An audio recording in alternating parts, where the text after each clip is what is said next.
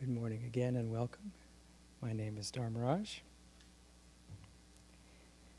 And this week's reading, this is week 3 of the new year, excuse me, and the title is God Present Even There Where There Is Ignorance? Truth is one and eternal. Realize oneness with it in your deathless self within. The following commentary is based on the teachings of Paramhansa Yogananda. The Gospel of St. John, chapter 1, makes a reference to the divine light that is obscure to the rational faculty, but that enlightens our higher nature. The light shineth in darkness, and the darkness comprehended it not. Reason recoils from this statement with innumerable questions. What is this darkness? Is it conscious that it should comprehend anything? What sort of light would be capable of shining in darkness without transforming at least that part of the darkness into light? Does this light shine only at night? And if so, why only then? The solution is that to divine sight, even daylight seems darkness. The sun itself, like the moon which shines only by reflected light from the sun, is but a kind of reflection of the cosmic light, which, being immaterial, is invisible to the eyes, but which is the great source of all material reality. In Autobiography of a Yogi, Paramhansa Yogananda describes his youthful visit to Ram Gopal Muzumdar, the sleepless saint, who lived in the vision of that hidden light. Around midnight, Yogananda wrote, Ram Gopal fell into silence, and I lay down on my blankets. Closing my eyes, I saw flashes of lightning. The vast space within me was a chamber of molten light. I opened my eyes and observed the same dazzling radiance. The room became a part of the infinite vault, which I beheld with interior vision. Why don't you go to sleep? Sir, how can I sleep in the presence of lightning, blazing whether my eyes are shut or open? You are blessed to have this experience. The spiritual radiations are not easily seen. The saint added a few words of affection. This is the light that shineth in darkness. It has been described variously in the great scriptures. In the Bhagavad Gita, the 11th chapter, the devotee Arjuna is given an experience of the infinite state and exclaims in awe, if there should rise suddenly within the skies sunburst of 1,000 suns, flooding the earth with beams undeemed of, then might be that Holy One's majesty and radiance dreamed of. Thus, through Holy Scripture, God has spoken to mankind. Om, Om, Om.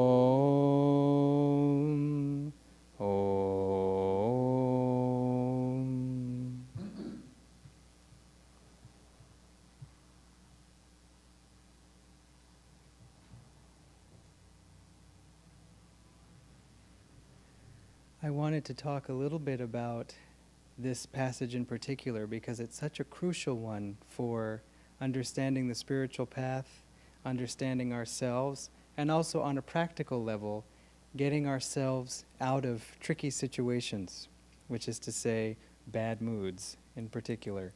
Sometimes when we're in a bad mood, at least for myself, when I'm feeling grumpy, I can't quite even remember what it felt like to feel happy. And sometimes when we're sick, and if we're sick for a little while or a few days, or if we have a fever or something, it's almost like we can't remember what it feels like to be well, to actually have strength and energy and interest in life. It all just kind of seems like a dream because this blanket of darkness is on us.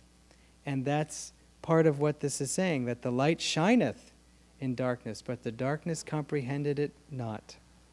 That when we are sort of stuck on a certain level, we can't quite comprehend a higher level. And this is a dynamic thing that changes throughout our lives, throughout our moments. It's not that we're sort of at a certain level and too bad.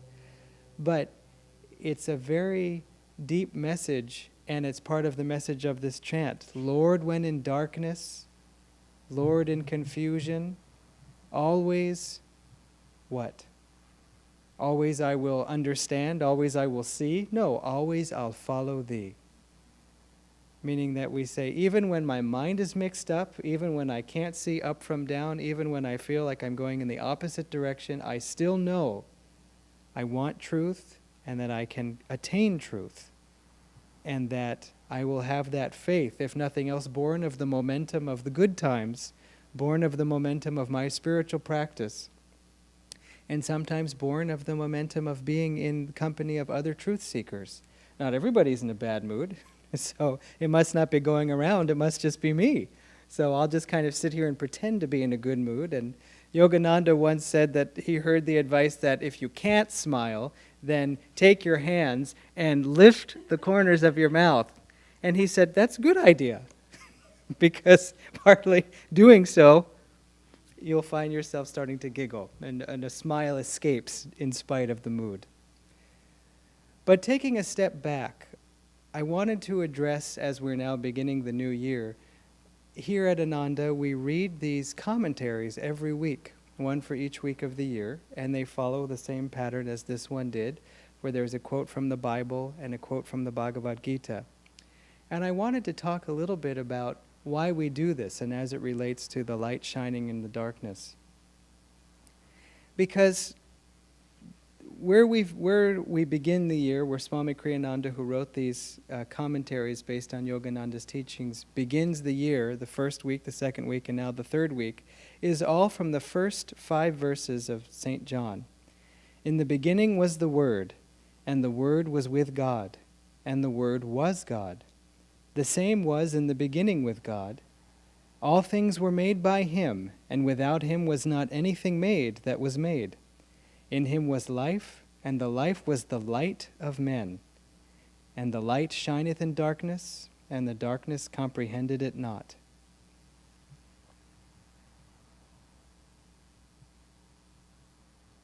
I don't know about you, but the first time I heard these words, I couldn't really quite make sense of head or tail of any of it. I mean, what is the Word? Is the Word the Bible? Was it with God in the beginning? But how could it be when I don't think there were books or English or Aramaic or any languages in the beginning before there were even people? I mean, there would be no need for languages and books. And we've been going through some of the meaning of this, because St. John is the most cosmic and the most mystical of all the Gospels. And yet, what does it really mean? And if somebody tells us what it means, how do we know that that's what it means? And so even if, yet when we read in the Gita that says, if 1,000 suns should burst in the sky, then might the heavenly radiance be dreamed of, meaning that would give you a tiny indication of what God's light might be if you saw 1,000 suns in the sky. I mean, that's pretty straightforward. Like, wow, okay, God's light is really bright. Yogananda said it's more than 1,000,000 suns, but it's not a harsh light.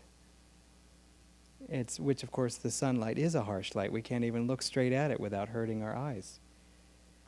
The Gita is very straightforward in so many things. People argue about whether there's reincarnation, whether reincarnation is hinted at in the Bible or not. We've talked about, actually, there are references to reincarnation still in the Bible that weren't quite taken out. But in the Gita, it's very straightforward. Krishna says, Arjuna, the devotee, asks Krishna, who is God incarnate, how can you say that you taught somebody, which he had just said, who lived thousands of years ago? I mean, you weren't around then. And Krishna says, you and I have lived many times, Arjuna. I remember all my past lives, but thou dost not. I mean, it's really straightforward. Whether we want to believe it or not, that we have to do according to our own experience and our own understanding. But it's not cryptic. It's saying, we've lived many times, and you don't remember them. That's the only problem. And you find sometimes, actually, I do remember them. You kind of get a little hint. What makes me like this or that? What makes me interested in that person, or drawn to that person, or drawn to the spiritual path, or drawn to a particular profession? Was it just the chemicals in my brain that said, oh, I want to be a race car driver because of some kind of sodium bicarbonate in my brain?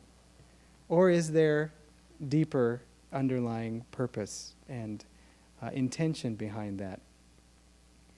So we can ask ourselves that, well, why is, in a certain sense, the Bible so cryptic in certain ways, and why is the Gita so clear? And the Bhagavad Gita is very short, too, relatively speaking, too, although the Gospels themselves are not particularly long when compared to the whole Bible itself.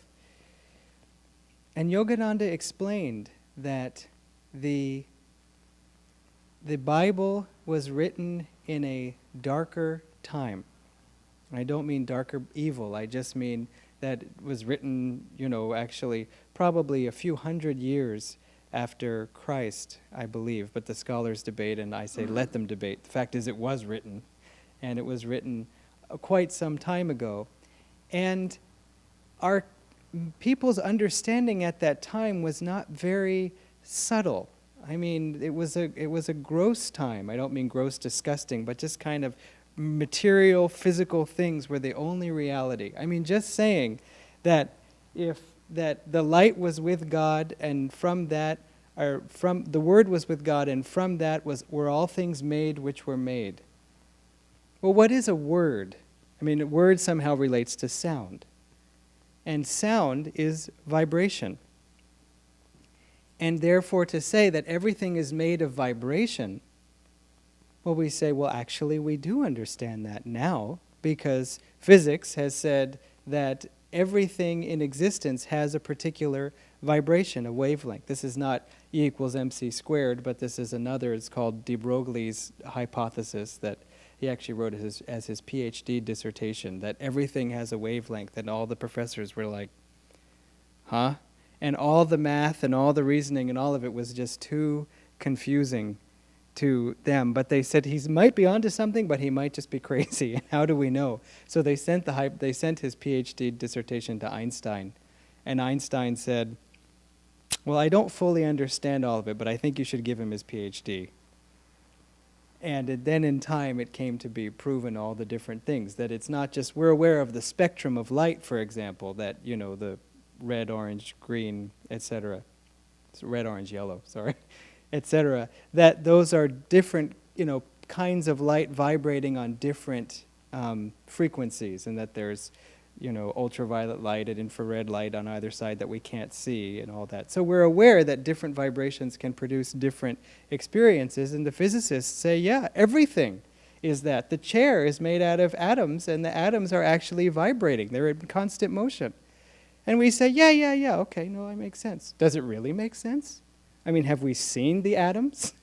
But enough people have sort of said that it's true that we say, okay, it seems like it's true. There's enough scientific evidence. But how could you say that 1,000 years ago or 2,000 years ago? That everything is actually made of vibration? It's not. It's solid. It's hard. I am made out of the same substance as you, this body. It's like, but we don't look the same. Everything appears different. So we live now in a more enlightened time. It's not altogether super enlightened, but it is more enlightened than that time. And so these truths can be more clearly explained and related to. But at that time, it wasn't the case. Now, the Bhagavad Gita was written even earlier than the Bible. It was actually written perhaps, maybe 3,000 years ago. And I say written, I mean it was this when the conversation purportedly took place. And that was actually a higher age. According to the Indian scriptures, time goes in a cycle, where we, basically the mankind's awareness ascends through 4 ages, which you could even liken to the Iron Age, the Bronze Age, the Silver Age, and the Golden Age. It exists in many traditions, not just India. And then it descends again, back down. And that the lowest point of this age in recent times was actually 500 AD, which is the Middle Ages. You can look at history and say, that was a pretty dark time. I mean, anyway, I won't go into why it was a dark time, but the fact that Christ was crucified on a main street on like Highland and everyone like clapped. It's enough to say no one could do that now. I mean, at least someone would say you need a permit for this or something. But people wouldn't tolerate it. They'd say, help him, so that was a darker time. But how could the time before that be enlightened? Well, I'll just say, for example, you can see it in Egypt, for example, which is an ancient culture, that Egypt seems to be a culture that had a height that was then descended over time in understanding and in refinement. And India has been in existence longer than Egypt uninterruptedly, and it's the same thing. You can see that. But suffice that to say, because I don't have time to go into the whole thing, it's a curious question. And so Yogananda explained that because that scripture, the Bhagavad Gita, was written in a higher age, they could be more direct about these things. And, interestingly enough, that was descending Dwapara Yuga, as it's called, which just means second Yuga. And we are now in ascending Dwapara Yuga. In other words, descending, it went down into the Stone Age, and then now it's coming back up. This middle one is called Kali Yuga, which means dark. So, forgive me for this long tangent, but I'm trying to build my case here. So this scripture here was written at the end of Dwapara Yuga, and here we are in the beginning of Dwapara Yuga. And so you can see, in a way, it kind of matches. Now, this isn't to take anything away from the Bible or anything away from Jesus. But the reason why these commentaries are put together, there's a few reasons. One is that sometimes when we read the same truths of the Bible expressed in another scripture, it sheds light back on the Bible. And so that's one of the reasons why all of these commentaries, if you've noticed the pattern over the weeks, we say, let's read from the Bible and the Bhagavad Gita. And then the whole reading is about the Bible commentary. And then we throw in at the end, oh yes, and the Gita says this. And it's partly because the Gita speaks for itself. But it's also because, of course, many of us were raised in the West with the tradition of the Bible, and so hearing these things many times, it's sort of like, well, what was Yogananda's explanation of what that meant? And then also, it's sometimes we've heard these things many times in really a sort of unpleasant way, with an unpleasant interpretation, and so we have to work to kind of unlearn some of these things that just go against our natures. If someone says, you'll burn in hell forever, something in you says, oh, it just doesn't seem true, doesn't seem fair, even.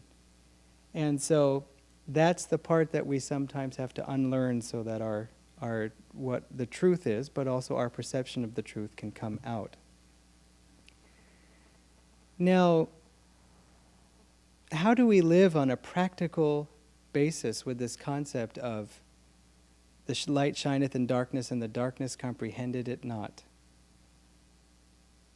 Well, Yogananda explained, and Swami Kriyananda writes, that the darkness that is spoken of in that statement is not the darkness of Satan or the darkness of the delusive force. That does exist.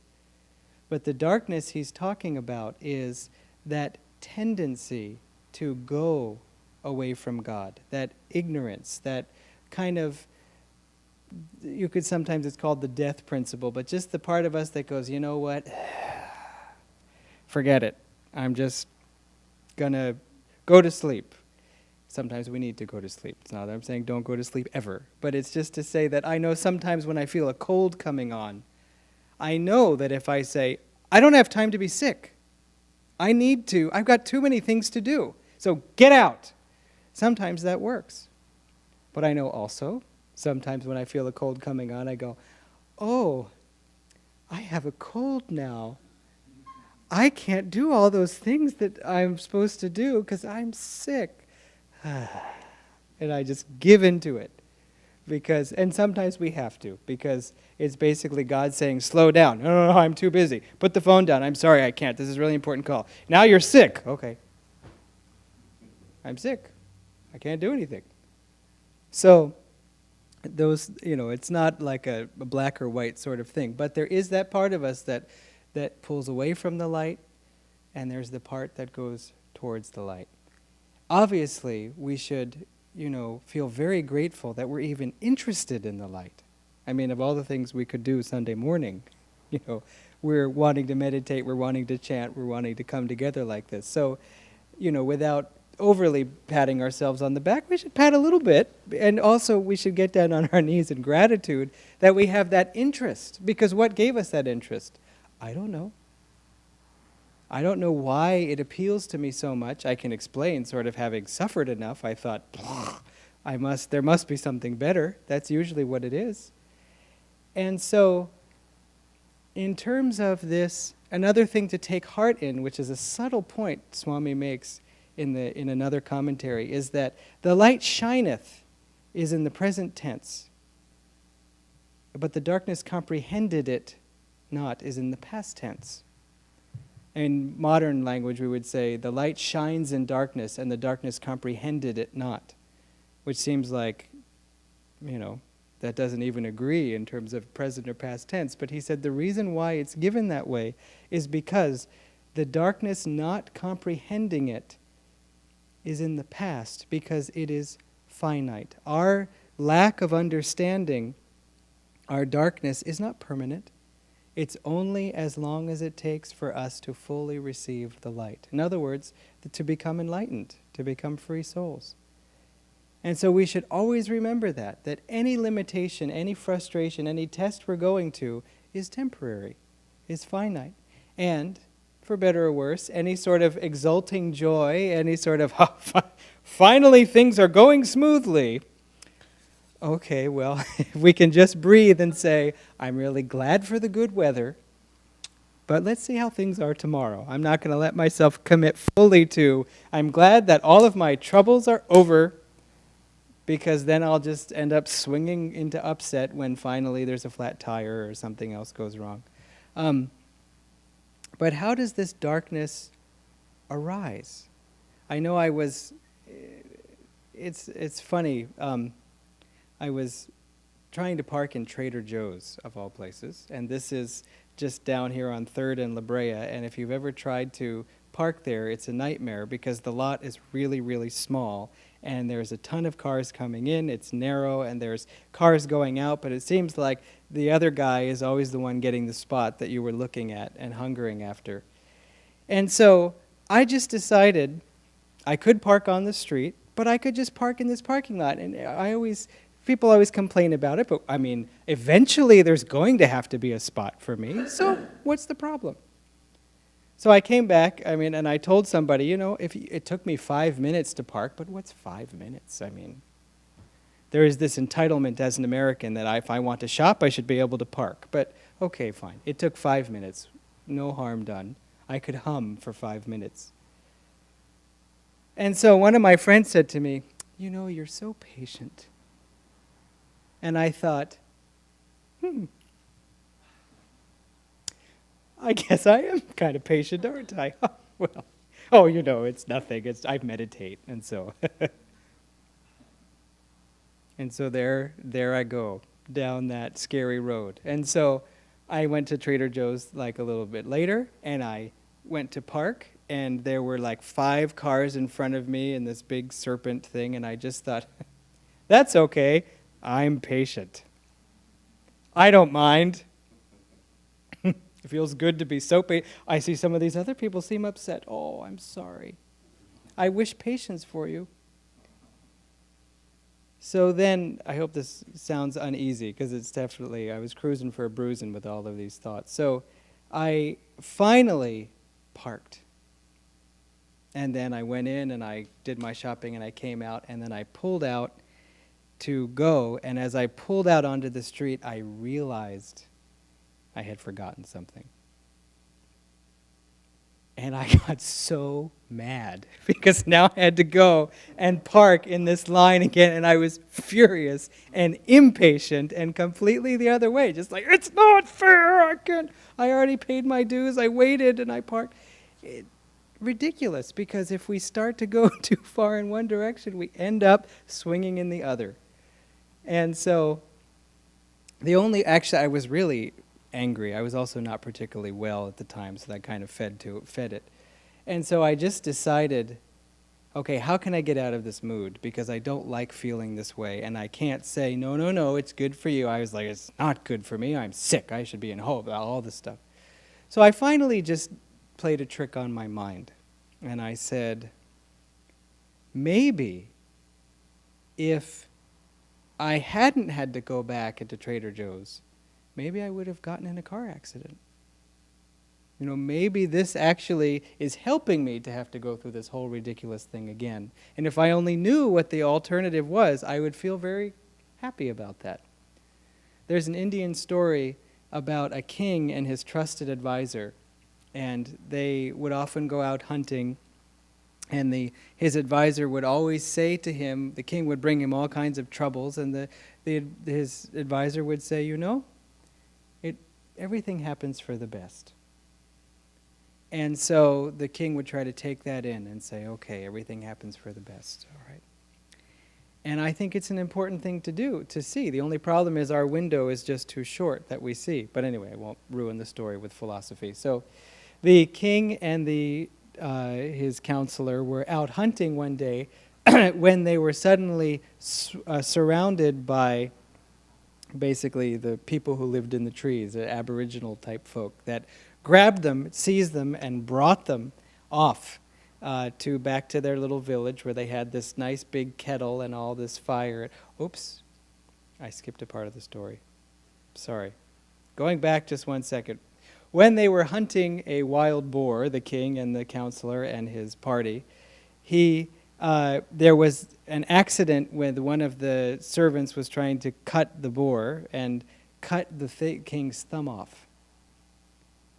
And the king, of course, was upset, and everybody was, so horrified. And he turned to the counselor and said, how do you explain this? And the counselor said, everything happens for the best. And he said, that's it. I've had enough. How is my thumb getting cut off happening for the best? To the dungeon with you. And so that's what happened. Then the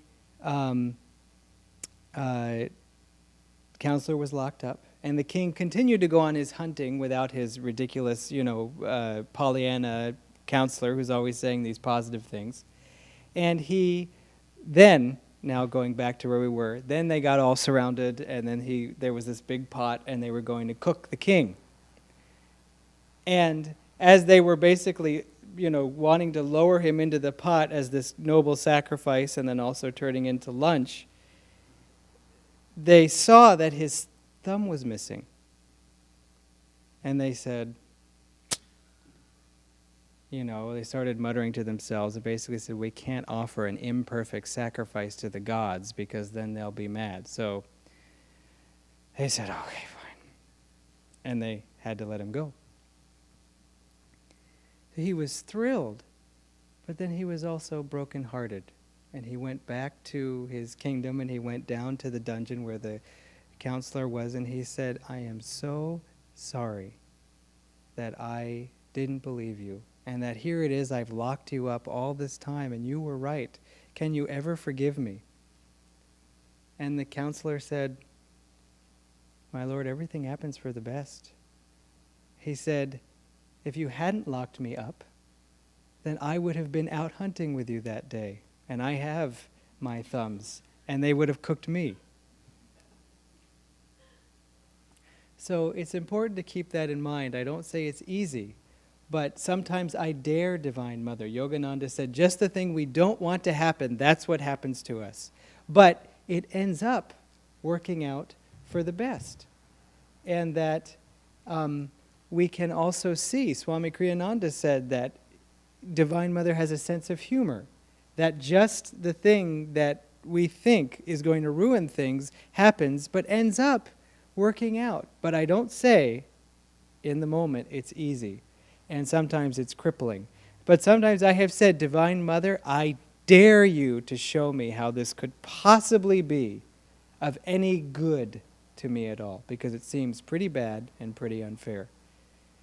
So we should play that game, but that's part of having the faith and part of talking to her and part of putting our frustration out there to her to say, this isn't fair. I'm not going to go by any of this, look on the bright side. You need to show me the bright side. And so The last thing I'll say is that of the other part of this reading is the esoteric part.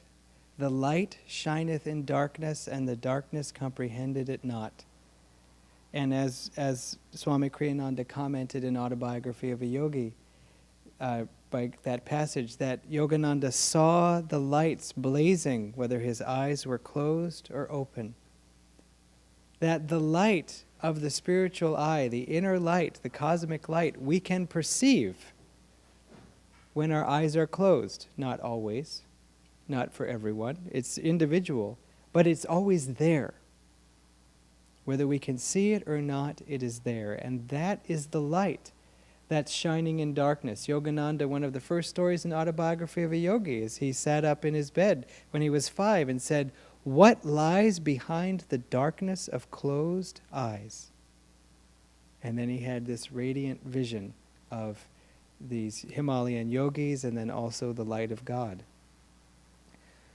And that is a light we can perceive through meditation, through devotion, through Kriya Yoga in particular.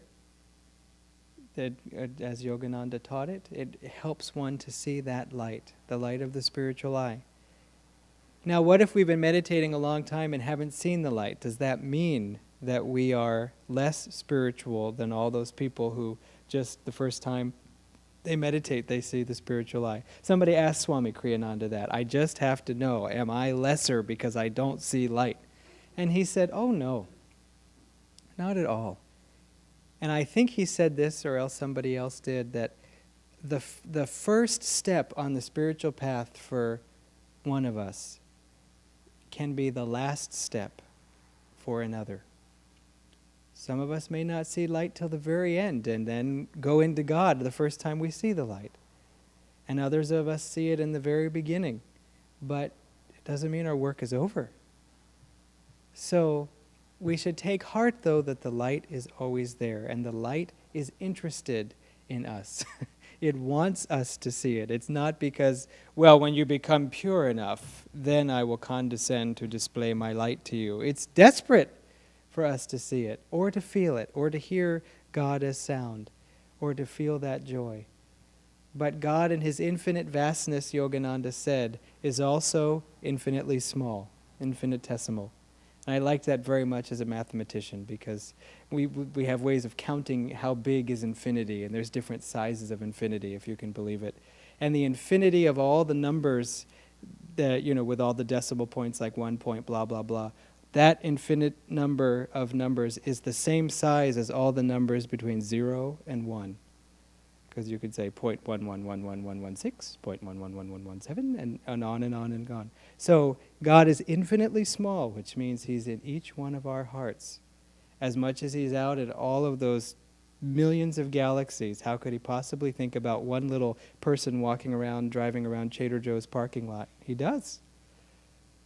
So let's take heart with that, and I hope you have a wonderful week ahead.